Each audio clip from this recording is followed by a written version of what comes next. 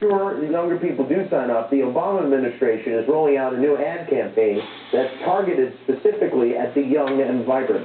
Hi, I'm Alex, and this is my wife, Martha. And we're both approaching the big 6-0. And we have health care issues to deal with. It's not cheap. But fortunately, we don't have to pay for it. No, you do.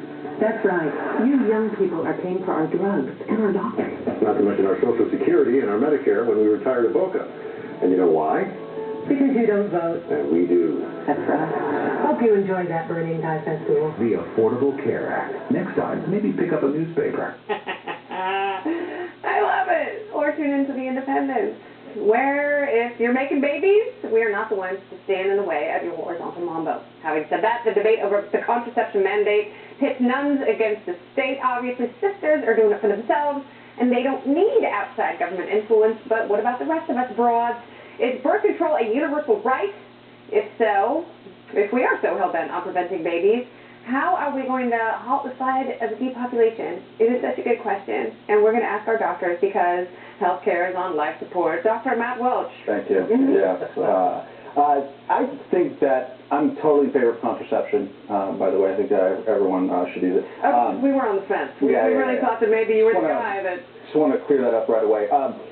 What makes all this interesting is when the government gets involved in healthcare and intimate decision-making here, you have two sides of the coin. One is contraception, and so you have a lot of Democrats and supporters of Obamacare saying, of course this has to be provided for free or cheap for everybody. But then you have, let's say, Republican Governor Bob McDonnell in Virginia, who for a while, a year and a half ago, was saying that if anyone was going to have an abortion, they need to have a transvaginal exam.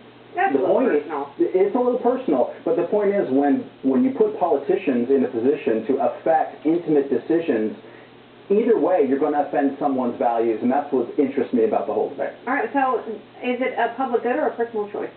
Should the government pay for it? Yes, it's part of health care, so I think the government should pay for health care. I mean, I could say a lot of things are part of health care. I could say my deep conditioner that makes my hands look sassy. I'm talking about necessary health care, something that is necessary. Well, I'm not talking about hair transplants and dermabrasion. It's necessary for me to have cross-training as part of my fitness regime, so the government should pay for my treadmill and my $10,000 bicycle. The point is, on some of these cases, is that people who actually don't need to have it are being asked to pay for it as part of a cross-subsidy regime, and is that a good idea? And then people who find that it offends their religious sensibilities don't want to have to pay for it.